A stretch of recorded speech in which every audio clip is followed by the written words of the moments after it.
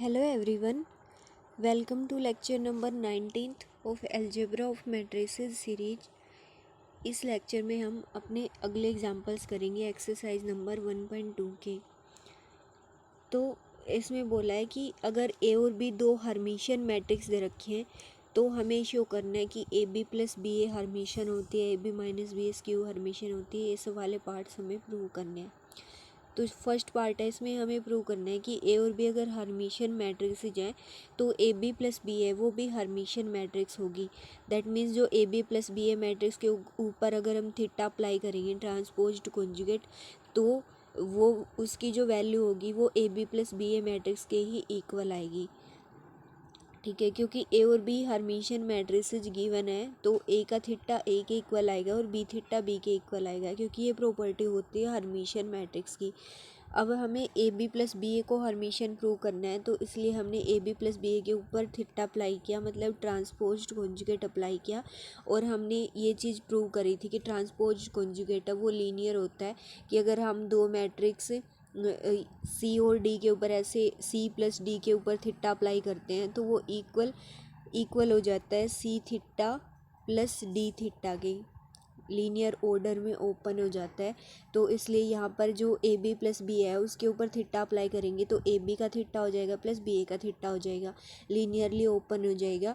और अब ये प्रॉपर्टी होती थी कि अगर दो मैट्रिक्स ऐसे लिख रखे हैं प्रोडक्ट में, सी डी के ऊपर अगर हम थीटा अप्लाई करते तो रिवर्स ऑर्डर में खुलता है, प्रोडक्ट के ऊपर अगर अप्लाई होता है तो, जिसको हमने शोक्शु प्रॉपर्टी बोला था। तो इसको लिख सकते हैं हम D theta into C theta. तो इसी तरीके से हमने बी ए इंटू बी के ऊपर थीटा अप्लाई किया तो उसको हमने लिख दिया बी थीटा इंटू ए थीटा। ऐसे ही हमने बी ए के ऊपर थीटा लगाया तो वो हो गया A theta into B theta, reverse order में ओपन हो गया। तो यहाँ से अब हमें बताया कि बी थीटा बी के इक्वल है और ए थीटा ए के इक्वल है, तो ये बी ए के इक्वल आ गया और ये ए बी के इक्वल आ गया।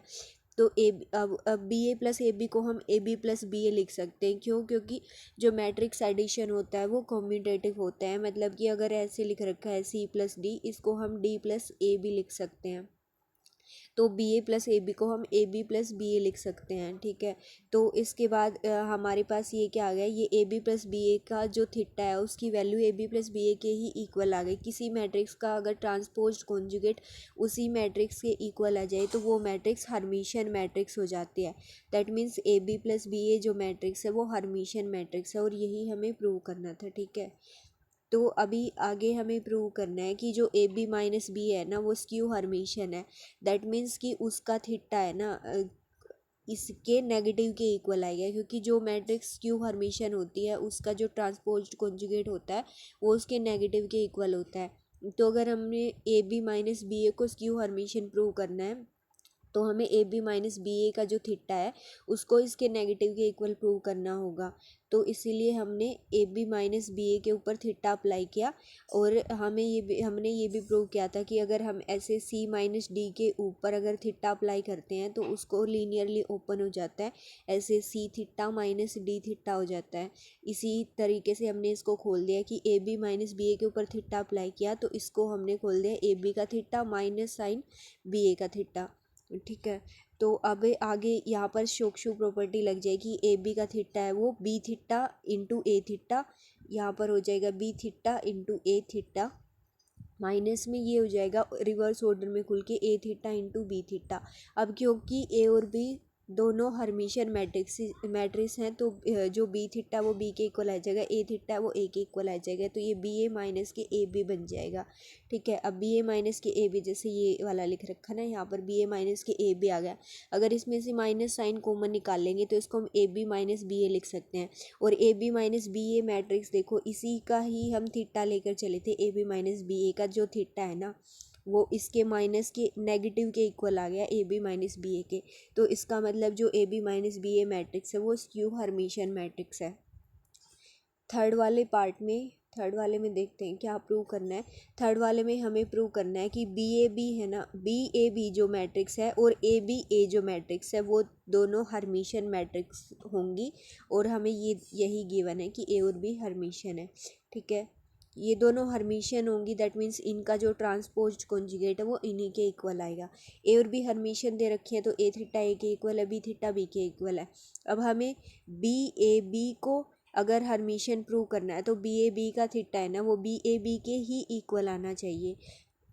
तो अब हमने बी ए बी के ऊपर थीटा अप्लाई किया, अब इसको भी ऐसे रिवर्स ऑर्डर में ओपन कर दिया तो ये हो गया बी का थीटा इंटू ए का थीटा इंटू बी थीटा। ठीक है, अब बी थीटा बी के इक्वल है, ए थीटा ए के इक्वल है और बी थीटा बी के इक्वल है। ठीक है, तो यही वाली प्रॉपर्टी यूज कर दी हमने। तो ये बी ए बी के इक्वल आ गया, तो बी ए बी का थीटा बी ए बी के इक्वल आ गया। दैट मीन्स जो ये मैट्रिक्स है ना बी ए बी, ये क्या है, हर्मिशियन मैट्रिक्स है। ऐसे ही अगर हम ए बी ए के ऊपर थीटा अप्लाई करेंगे तो वो ए बी ए के इक्वल आ जाएगा। That means A B Hermitian matrix है। ठीक है, तो अब इसका जो फोर्थ पार्ट है वो देखते हैं। फोर्थ पार्ट में है कि ए बी मैट्रिक्स हर्मिशियन होगी सिर्फ तब अगर ए बी और बी ए बराबर हो जाएंगे, मतलब ए और बी मैट्रिक्स अगर कम्यूट करेंगी ना, और जहाँ पर गिवन है कि ए और बी हर्मिशियन है, तो ए और बी अगर कम्यूट कर जाएं प्रोडक्ट में, मल्टीप्लिकेशन अगर कम्यूटेटिव हो, ए बी और बी ए प्रोडक्ट अगर इक्वल आ जाएं तब ए बी हर्मिशियन मैट्रिक्स होगी। तो ए बी के हर्मिशियन होने का मतलब कि ए बी का थीटा ए बी के इक्वल आ जाए।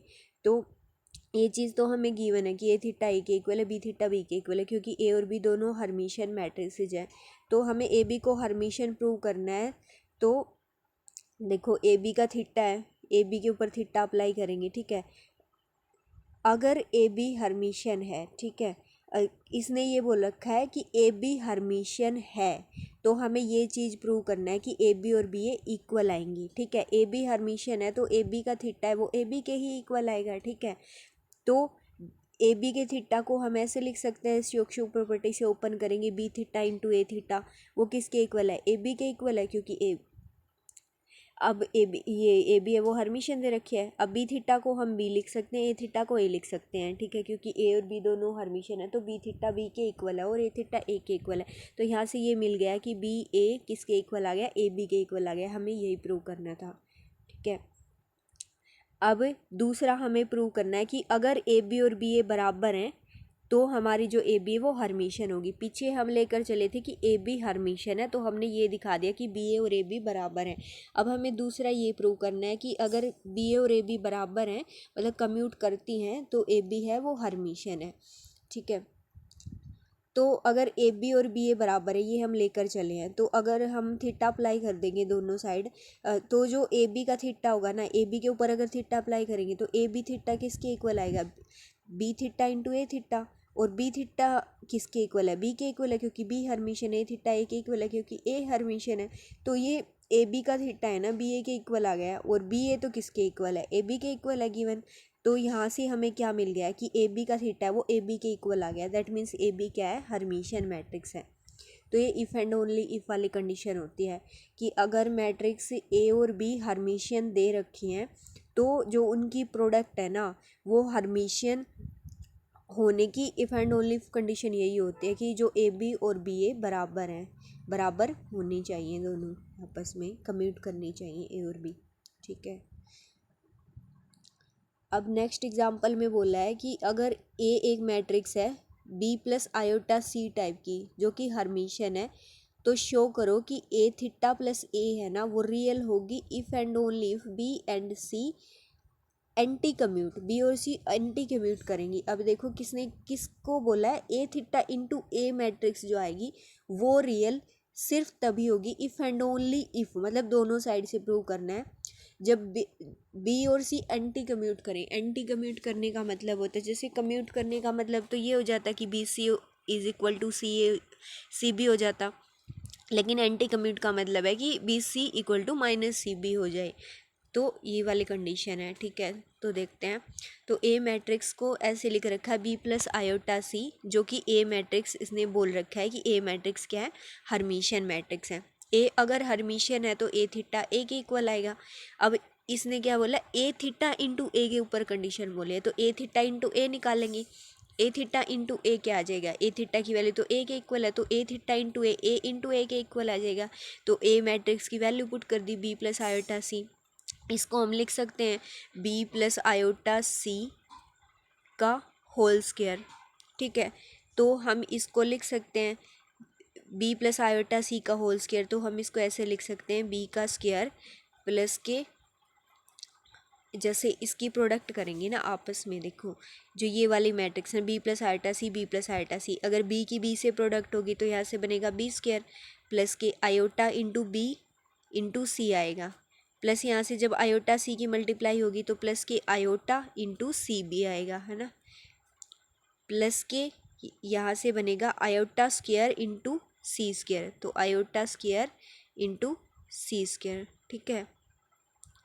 तो ये आ जाएगा यहाँ से बी स्क्वायर प्लस, अगर हम आयोटा कॉमन निकाल लेंगे तो B C plus C B आ जाएगा, क्योंकि हम होल स्क्वायर नहीं लिख सकते, ठीक है। होल स्क्वायर इसलिए नहीं लिख सकते क्योंकि हमें पता नहीं है ना कि बी सी और सी बी बराबर हैं या नहीं है, ठीक है। तो यहाँ से आयोटा स्क्वायर -1 हो जाएगा, तो ये माइनस के सी स्क्वायर आ जाएगा, तो ये आएगा B square minus C square plus iota into B C plus C B, देखो यही लिख रखा है बी स्क्वायर माइनस के C square plus iota into B C plus C B, ठीक है।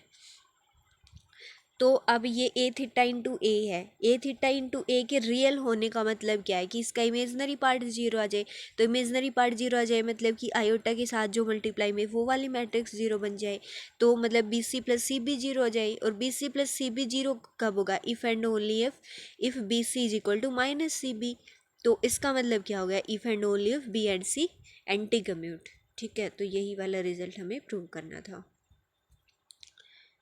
तो नेक्स्ट एग्जाम्पल में चलते हैं। नेक्स्ट एग्जाम्पल में बोल रखा है prove that every Hermitian matrix A can be written as B plus iota C where B is real and symmetric and C is real and skew symmetric, ठीक है। देखो पीछे हमने ना एक पिछले लेक्चर में एक रिजल्ट किया था जिसके अंदर हमने किसी भी स्क्वायर मैट्रिक्स को लिखा था, किसी भी स्क्वायर मैट्रिक्स ए को हमने ऐसे लिखा था P plus iota Q type से, और जहाँ पर पी और क्यू दोनों ही मैट्रिक्स हर्मिशियन मैट्रिक्स थी। अब ये वाली थ्योरम उससे डिफरेंट है, इसमें हमने एक हर्मिशियन मैट्रिक्स उठाई है ए को हर्मिशियन लिया है, और उसको हम बी प्लस आयोटा सी की फॉर्मेट में लिख सकते हैं, जहाँ पर बी तो रियल और सिमेट्रिक है, रियल भी है और सिमेट्रिक भी है। रियल और सिमेट्रिक का मतलब है कि जो ए का जो ट्रांसपोज है ना वो ए के इक्वल आ रहा है, और ए रियल है मतलब कि सारी एंट्रीज है ना ए की वो रियल है, और सी है ना वो रियल और स्क्यू सिमेट्रिक है, मतलब कि सी की जो सारी एंट्रीज है वो रियल है, और जो सी का सॉरी यहाँ पर ए नहीं बी के बारे में बोला है, ठीक है। हाँ ए को हर्मिशियन बोल रखा है, ए को हर्मिशियन बोल रखा है, तो इसका मतलब ये है कि ए थीटा तो ए के इक्वल है, और जो बी को बोला है यहाँ पर, जो मैंने ए लिख दिया था ना यहाँ पर बी आएगा, ठीक है। मतलब कि जो बी मैट्रिक्स है ना, बी मैट्रिक्स हमारी रियल और सिमेट्रिक मैट्रिक्स है, दैट मीन्स बी की सारी एंट्रीज हैं वो रियल है, और बी का ट्रांसपोज है वो बी के इक्वल भी है, ठीक है। और सी को बोला कि रियल और स्क्यू सिमेट्रिक, दैट मीन्स सी की सारी एंट्रीज रियल हैं और स्क्यू सिमेट्रिक है, दैट मीन्स सी थीटा है ना वो माइनस सी के इक्वल है, ठीक है। तो ये वाली चीज़ है, तो हमें डिफरेंस याद रखना है थ्योरम्स की स्टेटमेंट्स के अंदर, कि जैसे इसमें ए मैट्रिक्स को हर्मिशियन लेकर चले हैं, लेकिन पीछे जो हमने थ्योरम देखी थी ना उसमें हमने कोई भी स्क्वायर मैट्रिक्स ली थी, और जिन मैट्रिक्स जो पी प्लस आयोटा क्यू की सम के फॉर्मेट में लिखा था वहाँ पर पी और क्यू दोनों ही मैट्रिक्स हर्मिशियन मैट्रिक्स थी, लेकिन यहाँ पर बी और सी क्या है, बी तो है रियल सिमेट्रिक और सी है रियल स्क्यू सिमेट्रिक, ठीक है। अब हमें ये पता है कि कोई भी जैसे कॉम्प्लेक्स नंबर होता है उसको हम ए प्लस आयोटा बी की फॉर्मेट में लिखते हैं, जहाँ पर ए और बी दोनों रियल नंबर होते हैं, ठीक है। तो अगर हम ये करते हैं ना Z plus Z conjugate by 2 करते हैं ना, वहाँ से हमें मिलता है इसका रियल पार्ट ए, और Z minus Z conjugate by 2 iota करते हैं वहाँ से हमें मिलता है इसका इमेजनरी पार्ट बी, ठीक है। तो ऐसे ही हमने, और ये वाली चीज़ को तो इसीलिए हम यहाँ यहीं से बोल सकते हैं कि कोई भी हमारे पास मैट्रिक्स है ना, अगर हर्मिशियन मैट्रिक्स है ये तो हमने प्रूव भी किया था पीछे कि 1/2 ए प्लस ए कॉन्जुगेट और 1/2 आयोटा ए माइनस ए कॉन्जुगेट, ये क्या है, रियल मैट्रिसेज हैं, और ए को हम ऐसे लिख सकते हैं 1/2 इंटू 2 ए, 2 से मल्टीप्लाई 2 से डिवाइड करके, और यहाँ से हम लिख सकते हैं इसको 1/2 इंटू, हमने क्या किया, ये जो ये वाली चीज़ है ना 1/2 इंटू 2a को हमने क्या लिख दिया, a प्लस ए करके लिख दिया। और यहाँ पे भी हमने क्या कर दिया, यहाँ पर a कॉन्जुगेट तो ऐड कर दिया और a कॉन्जुगेट को सब्ट्रैक्ट कर दिया। जैसे अगर आपको याद हो तो पिछले लेक्चर में हमने यही वाला काम किसके लिए किया था, a थीटा के लिए किया था, कि हमने ए थीटा को ऐड और सब्ट्रैक्ट कर दिया था। अब जब हमारी मैट्रिक्स रियल है, अगर रियल है तो ए थीटा क्या होता है, ए थीटा तो ए के कॉन्जुगेट का ट्रांसपोज होता है, ठीक है। और रियल के केस में क्या आ जाएगा, वो थीटा और कॉन्जुगेट वाली चीज़ें ना वो एक ही आ जाएंगी, ठीक है। तो यहाँ पर हम क्या कर सकते हैं, इसको फिर अलग अलग ब्रेक करेंगे तो 1/2 a plus A conjugate plus के आयोटा से मल्टीप्लाई और डिवाइड किया था, उसमें भी ऐसे ही तो आयोटा से मल्टीप्लाई डिवाइड कर दिया। क्यों, क्योंकि हमने ऐसे लिखना है ना b प्लस आयोटा c की फॉर्म में, इसलिए हमने आयोटा तो लेकर आना पड़ेगा यहाँ पर, तो आयोटा से मल्टीप्लाई और डिवाइड कर दिया, ठीक है। अब इस वाली मैट्रिक्स को तो b मान लिया और इस वाली मैट्रिक्स को c मान लिया, आयोटा इंटू जो ये वाली बच गई ना इसको c मान लिया। जैसे भी हमने उसमें यही किया था, p plus iota Q, p और q कंसिडर कर लिया था। तो यहाँ पर b तो ये वाली मैट्रिक्स हो गई, c ये वाली मैट्रिक्स हो गई। हमें ये शो करना है अब, जैसे कि स्टेटमेंट में बोला गया है कि b तो b मैट्रिक्स है वो सिमेट्रिक है, c मैट्रिक्स क्या है, q सिमेट्रिक है। b के सिमेट्रिक होने के लिए हमें दिखाना पड़ेगा कि b का जो ट्रांसपोज है वो b के इक्वल है, ठीक है।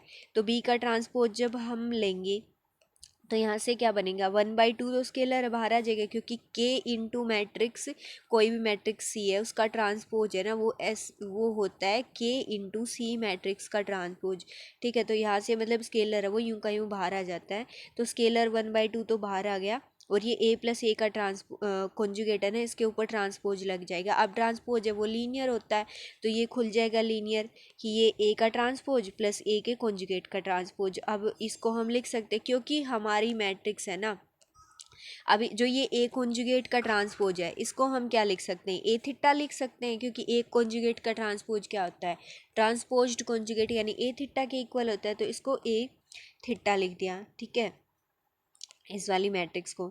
तो इसको हम ऐसा करके भी लिख सकते हैं कि 1/2 इंटू ए थीटा का ट्रांसपोज प्लस मैट्रिक्स ए, ठीक है। ऐसा हम क्यों लिख सकते हैं, क्योंकि देखो हमारी मैट्रिक्स ए है ना वो हर्मिशियन दे रखी है, ऊपर स्टेटमेंट में हर्मिशियन दे रखी है, दैट मीन्स ए थीटा है ना वो ए के इक्वल है। तो यहाँ पर ना हमने क्या किया, ए की जगह पर ए थीटा पुट कर दिया। ए का ट्रांसपोज था ना, तो ए और ए थीटा तो बराबर है, क्योंकि हमारी गिवन मैट्रिक्स क्या है, हर्मिशियन मैट्रिक्स है ए। तो ए की जगह पर हमने ए थीटा पुट कर दिया, ए थीटा का ट्रांसपोज, और जहाँ पर ए थीटा था ना यहाँ पर ए थीटा, इसकी जगह पर ए पुट कर दिया, ठीक है। तो इसको हम लिख सकते हैं, यहाँ पर ए थीटा की जगह पर ए लिख दिया और ए की जगह पर ए थीटा रख दिया, ठीक है, ए थीटा का ट्रांसपोज। तो अब ये वाली चीज़ है, अब ए थीटा को हम लिख सकते हैं कि ए के कॉन्जुगेट का ट्रांसपोज। अब ए के कॉन्जुगेट का ट्रांसपोज और इसका ये बाहर ट्रांसपोज है प्लस की मैट्रिक्स ए। तो अब यहाँ पर क्या हो गया है कि ये ए के कॉन्जुगेट का ट्रांसपोज और फिर से ट्रांसपोज, तो ट्रांसपोज का ट्रांसपोज क्या हो जाता है, वही मैट्रिक्स आ जाती है। तो यहाँ से क्या हो जाएगा, ट्रांसपोज दो बार लगे तो ट्रांसपोज हट जाएगा, यहाँ से ए कॉन्जुगेट बन जाएगा प्लस ए आ जाएगा। और ये क्या थी, ये तो हमने जो मैट्रिक्स बी मानी थी वही मैट्रिक्स है, ठीक है। तो इसका मतलब बी का ट्रांसपोज है वो बी के ही इक्वल आ गया, दैट मीन्स हमारी बी मैट्रिक्स क्या है, सिमेट्रिक मैट्रिक्स है। अब हम मैट्रिक्स सी को स्क्यू सिमेट्रिक प्रूव करेंगे, तो जो सी का ट्रांसपोज है वो माइनस सी के इक्वल आना चाहिए, तब स्क्यू सिमेट्रिक प्रूव होगी। तो सी का ट्रांसपोज है, सी जो हमने ये वाली कंसीडर की थी इसके ऊपर ट्रांसपोज अप्लाई किया, तो स्केलर तो बाहर आ गया 1/2 आयोटा, ए माइनस ए कॉन्जुगेट का ट्रांसपोज हो गया, तो ये लीनियरली ओपन होता है ट्रांसपोज, तो ए का ट्रांसपोज माइनस ए कॉन्जुगेट का ट्रांसपोज आ गया। अब क्योंकि यहाँ से हमने लिख दिया ए का ट्रांसपोज माइनस ए कॉन्जुगेट के ट्रांसपोज को हम ए थीटा लिख सकते हैं, ठीक है। अब वही वाली चीज़ यूज हो गई कि ए मैट्रिक्स तो हमारी हर्मिशियन मैट्रिक्स है, तो ए थीटा ए के इक्वल है। जब ए थीटा ए के इक्वल है तो यहाँ से हमने जो ए है ना, ए के ऊपर ट्रांसपोज था, तो ए के जगह पर क्या लिख दिया, ए थीटा लिख दिया, तो ये बन गया ए थीटा और उसका ट्रांसपोज माइनस, अब ये क्या है ए थीटा की जगह पर ए रख दिया, ठीक है, यहाँ पर ये। तो यहाँ से आ गया ए, फिर इसको हम लिख सकते हैं ए थीटा को क्या लिख सकते हैं, ए के कॉन्जुगेट का ट्रांसपोज और उसके ऊपर बाहर फिर से ट्रांसपोज है, तो ट्रांसपोज का ट्रांसपोज यहाँ से क्या बन जाएगा, ए कॉन्जुगेट के इक्वल आ जाएगा। ठीक है, तो ये ए कॉन्जुगेट आ गया, माइनस के मैट्रिक्स ए आ गई। ठीक है, तो यहाँ से ए कॉन्जुगेट माइनस ए आ गई, और अगर माइनस कॉमन लेंगे तो हम इसको लिख सकते हैं ए माइनस ए का कॉन्जुगेट, और नेगेटिव लेकर तो माइनस के 1/2 आयोटा इंटू ए माइनस ए कॉन्जुगेट। ठीक है, और ये वाली जो मैट्रिक्स है ना, ये माइनस ऑफ सी के इक्वल है, क्योंकि सी मैट्रिक्स ना ये मानी थी हमने 1/2 आयोटा ए कॉन्जुगेट माइनस ए, ये वाली ए माइनस ए कॉन्जुगेट। ठीक है, तो ये माइनस सी के इक्वल है, दैट मीन्स हमारा जो सी का ट्रांसपोज है वो माइनस सी के इक्वल आ गया। तो हमारी जो मैट्रिक्स सी है ना वो स्क्यू सिमेट्रिक मैट्रिक्स है। तो हमें यही प्रूव करना था कि जो ए मैट्रिक्स जो हमें दे रखी है इस टाइप की बी प्लस आर्टा सी टाइप की, जहाँ पर ए मैट्रिक्स हर्मिशियन मैट्रिक्स है, तो हम ये बी प्लस आर्टा सी फॉर्मेट में इसको लिख सकते हैं, जहाँ पर हमारी मैट्रिक्स बी तो सिमेट्रिक है और C matrix skew symmetric matrix है। ठीक है, तो ये प्रूव हो गया। अब जो नेक्स्ट वाला एग्जाम्पल है उसको हम नेक्स्ट वाले लेक्चर के अंदर करेंगे, और ठीक है एक ही रहता है, कर लेते हैं हम इसको इसी में ख़त्म। तो जो ये मैट्रिक्स है ना ए, इसको इसने बोल रखा है कि पी प्लस आर्टा क्यू के फॉर्मेट में लिखो, जहाँ पर पी तो रियल सिमेट्रिक है और क्यू क्या है, रियल स्क्यू सिमेट्रिक है। ठीक है, तो जो हमारी मैट्रिक्स ए जो दे रखी है उसको हम क्या कर सकते हैं, अपने जो रियल पार्ट है ना, जैसे हम लिखते हैं ना कोई भी कॉम्प्लेक्स नंबर होता है तो उसको हम x plus iota y type से लिखते हैं, तो जो x और y है वो रियल होते हैं, दोनों रियल होते हैं। तो जैसे हम आयोटा इंटू में जो आयोटा की मल्टीप्लाई में होता है उसको इमेजनरी पार्ट बोलते हैं, और इसको हम रियल पार्ट बोलते हैं। तो ऐसे ही हम जो हमारी मैट्रिक्स ए दी हुई है ना उसमें विदाउट आयोटा मतलब उनको दो मैट्रिक्स के सम के फॉर्मेट में लिख देंगे, और जो ये वाले है ना आयोटा वाली एंट्रीज है ना उनकी एक ये वाली मैट्रिक्स बनाएंगे अलग, मतलब जिसमें आयोटा वाली हैं, जैसे कि ये वाला एलिमेंट है 2 है, इसको हम लिख सकते हैं 2 प्लस के 0 आयोटा, है ना। तो फर्स्ट वाली मैट्रिक्स के अंदर तो हम यहाँ पर सिर्फ 2 लिख देंगे, और सेकंड वाले के अंदर ये आयोटा वाले जो थी 0 था ये लिख दिया। जैसे यहाँ पर 1 प्लस आयोटा है तो 1 तो इस वाली मैट्रिक्स के अंदर आ जाएगा, प्लस आयोटा इसके अंदर आ जाएगा। जैसे 2 प्लस 3 आयोटा है तो 2 यहाँ पर आ जाएगा और 3 आयोटा यहाँ पर आ जाएगा। ठीक है, 1 माइनस आयोटा है, इसका 1 तो यहाँ पर आ जाएगा, माइनस आयोटा यहाँ पर आ जाएगा। जैसे 1 है, 1 को हम लिख सकते हैं 1 प्लस के 0 आयोटा, तो 1 तो यहाँ पर लिख दिया और 0 को यहाँ पर लिख दिया। ठीक है, माइनस आयोटा है, माइनस आयोटा को हम लिख सकते हैं ना 0 माइनस आयोटा, तो 0 तो यहाँ पर आ गया और माइनस आयोटा यहाँ पर आ गया। जैसे 2 माइनस 3 आयोटा, इसका 2 तो यहाँ पर आ जाएगा, माइनस 3 आयोटा यहाँ पर आ जाएगा। जैसे हम रियल और इमेजनरी पार्ट को करते हैं ना अलग अलग, वैसे ही जैसे यहाँ पर आयोटा है, आयोटा को हम 0 प्लस आयोटा लिख सकते हैं, तो यहाँ पर 0 आ जाएगा, यहाँ पर आयोटा आ जाएगा। ऐसे 0 है, 0 में तो रियल इमेजनरी पार्ट दोनों 0 है, तो दोनों के अंदर 0 0 आ जाएंगे। तो ए मैट्रिक्स को हमने ऐसे लिख दिया। अब इस वाली मैट्रिक्स के अंदर से हम आयोटा कॉमन निकाल सकते हैं, तो आयोटा कॉमन निकाल लिया तो बाकी सारी एंट्रीज लिख दी, तो ये हो गया ना P plus iota Q type से, ये मैट्रिक्स पी हो गई और ये मैट्रिक्स क्यू हो गई। अब हमें बस इतना से प्रूव करना है कि जो पी मैट्रिक्स है वो तो सिमेट्रिक है और क्यू मैट्रिक्स है वो स्क्यू सिमेट्रिक है। ठीक है, अब देखो पी मैट्रिक्स रियल है और क्यू मैट्रिक्स भी रियल है। जैसे हम लिखते थे ना, जैसे ये मैट्रिक्स, ये तो मैट्रिक्स हो गई A matrix is equal to P plus के आयोटा क्यू। जैसे हम कोई भी कॉम्प्लेक्स नंबर को ऐसे लिखते थे x plus iota y type से, और जो दोनों एक्स और वाई है ना दोनों ही रियल नंबर होते थे। ऐसे ही इसी मैट्रिक्स के अंदर हमारी ये मैट्रिक्स है ना, ये कॉम्प्लेक्स मैट्रिक्स थी और इसको हमने लिख दिया पी प्लस आयोटा क्यू की फॉर्मेट में, जहाँ पर पी और क्यू दोनों ही रियल मैट्रिक्स हैं। ठीक है, यही बात यहाँ पर बोल रखी है कि रियल मैट्रिक्स है। अब जो पी का ट्रांसपोज है, देखो यहाँ पर ट्रांसपोज अप्लाई करेंगे। ठीक है, तो इसकी फर्स्ट रो इसको फर्स्ट कॉलम बनाएंगे, तो यहाँ पर फर्स्ट कॉलम बनेगा 2 1 2, ये जो सेकंड रो है इसको सेकंड कॉलम बनेगा 1 1 0, ये थर्ड रो है इसका थर्ड कॉलम बनेगा 2 0 0। तो पी का ट्रांसपोज देखो, ये वाली जो मैट्रिक्स बन गई ना पी का ट्रांसपोज, देखो ये 2 2 1 1 2 2 1 1 0 1 1 0 2 2 0, पी का ट्रांसपोज पी के ही इक्वल आ गया। दैट मीन्स हमारी मैट्रिक्स पी है ना वो सिमेट्रिक मैट्रिक्स है। ऐसे ही हम क्यू का ट्रांसपोज लेंगे, क्यू का ट्रांसपोज यहाँ से क्या आएगा 0 1 3, ऐसे ही -1 0 -1 -3 1 0। ठीक है, रोज और कॉलम को इंटरचेंज करेंगे, तो ये क्यू का ट्रांसपोज है ये वाली मैट्रिक्स। अब देखो जो क्यू का ट्रांसपोज है ना, ये वाली मैट्रिक्स क्यू के ही इक्वल आ गए, क्यू का ट्रांसपोज, दैट मीन्स नहीं, इसके नेगेटिव के इक्वल, हाँ नेगेटिव के इक्वल, जैसे -1 है 1 है, -3 है 3 है, -1 है 1 है, ऐसे -1 है 1 है। तो यहाँ से हम बोल सकते हैं कि क्यू का ट्रांसपोज माइनस क्यू के इक्वल आ गया, दैट मीन्स हमारी जो क्यू मैट्रिक्स है ना वो स्क्यू सिमेट्रिक मैट्रिक्स है। या फिर आप ऐसे भी देख सकते हैं कि स्क्यू सिमेट्रिक मैट्रिक्स में हमने एक इंपॉर्टेंट प्रॉपर्टी पढ़ी थी कि सारी डायगोनल एंट्रीज है ना स्क्यू सिमेट्रिक मैट्रिक्स की वो 0 0 होती हैं, और ये वाले जो एलिमेंट होते हैं ना A12 is equal to -A21, जैसे ये वाला एलिमेंट है ये इसके नेगेटिव के बराबर, ये वाला इसके नेगेटिव के बराबर, ये इसके नेगेटिव के बराबर, ऐसे और डायगोनल एंट्रीज 0 0 होते हैं। तो ये मैट्रिक्स क्यू सिमेट्रिक मैट्रिक्स है। ठीक है, तो P सिमेट्रिक हो गई और क्यू सिमेट्रिक हो गई, और यही हमने दिखाना था हमारी मैट्रिक्स को ब्रेक करके P और Q की फॉर्मेट में। आई होप आपको यहाँ तक ये सारे एग्जाम्पल्स क्लियर हो गए होंगे एक्सरसाइज 1.2 के। अब नेक्स्ट लेक्चर में हम इसकी जो एक्सरसाइज के जो अनसॉल्व्ड क्वेश्चंस है उनको ट्राई करेंगे, जो ऐसे क्वेश्चंस हैं जिस टाइप के क्वेश्चन हमने एग्जांपल्स में नहीं किए हैं उनको करने की कोशिश करेंगे। I hope you like the lecture. Thank you and all the very best.